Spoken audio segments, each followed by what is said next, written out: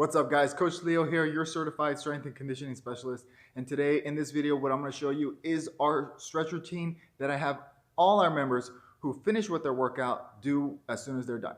Now you're watching this video because you've either done one of our workouts that you can find right here and you've finished it, you're done, you want to cool down. This is a right stretch routine that you need to do so that way you prevent getting strains, prevent getting tight, and helps you gain flexibility. With all these stretches, hold anywhere between 8 to 15 seconds. So the first stretch you're going to do, you're going to lay flat on the ground. You're going to pull your right knee to your chest while your other leg is flattened out straight. As you pull your knee towards your chest, make sure that you take it in slow. Hold for 8 to 15 seconds, and then you'll switch sides. Your next stretch is similar to the first one where you're pulling your knee to your chest, but you're going to pull it across now while keeping your shoulder and your hips flat on the ground as possible, as much as possible. If they come off, that's okay. But you're pulling it across because we're trying to stretch out not just the back, but also the hip and the glute as you're pulling it across. Again, I make the point that make sure you don't come off the ground because the whole point is to stretch the hip and the glute.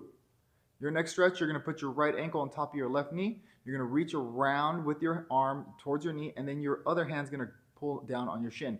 As you slowly pull down, remember we're going slow with this, you're pulling it so you could feel the stretch into your glute and hip. We're doing this because on a regular basis, a lot of people are sitting for long periods of time and those muscles in the hips get really, really tight. This is a good stretch to do on a regular basis. Next stretch, we're going to stretch the hamstring. So what you're going to do is you're going to kick out your left leg and bring in your right knee. As you reach for your foot, make sure that you go slow. None of this should go fast at all. We're trying to take our time, cool down. We pushed ourselves as hard as we could during the workout. Now it's time to take it slow, cool down, make sure that everything else is being stretched out. Next on the list, we're going to stretch the hip. And what you want to do is take a big step forward. You're going to go one knee up, one knee down, and drive your hips forward. The whole thing of this is the whole stretch that you're going to feel mostly is going to be in the back leg, not really the front leg. But we want to make sure that our knee doesn't go over our toe.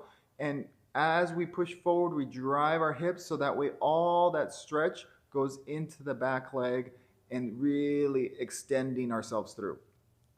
Next, you're going to stretch your calf. As you stretch your calf, you're going to put your right foot on top of your left ankle. With this, you don't have to push down very hard. I say that because I see a lot of people sometimes trying to push down their heel all the way to the ground.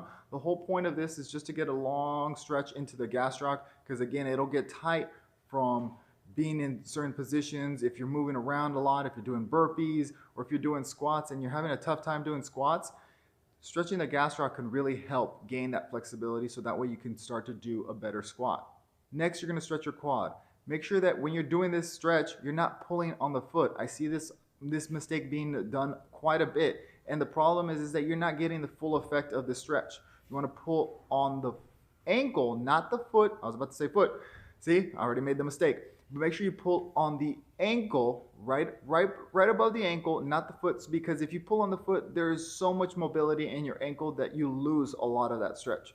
So as you can see in this video that I'm making that correction myself, that I'm not pulling on my foot, I'm pulling on my ankle, so that way I could really get that long stretch into my quad. All right, your last two stretches that you're going to do are for your upper body, especially when you pull, because we do a lot of pulling exercises in here to help strengthen the shoulders and pull that chest back so that way you have a really good posture. So the first stretch, you're just going to bring your arm across your chest and bring it across, and again, like all the other stretches, 8 to 15 seconds. Make sure that your arm is straight, and what we're trying to stretch is mainly the muscles in the back of the shoulder and right around the teres major, teres minor. The last stretch, you're going to reach your arm on up, bring it down, and then pull with the opposite arm on your elbow. You want to pull slowly like all these other stretches and make sure that you take your time with it. And the whole point of this stretch is we're trying to stretch the triceps, but now the lats are being stretched a little bit more because we really can pull a little bit on that. If you have any questions, leave them in the comment section down below. If you like this video, make sure you hit like and subscribe and hit that notification bell so you know when we've posted the next part of your workout program.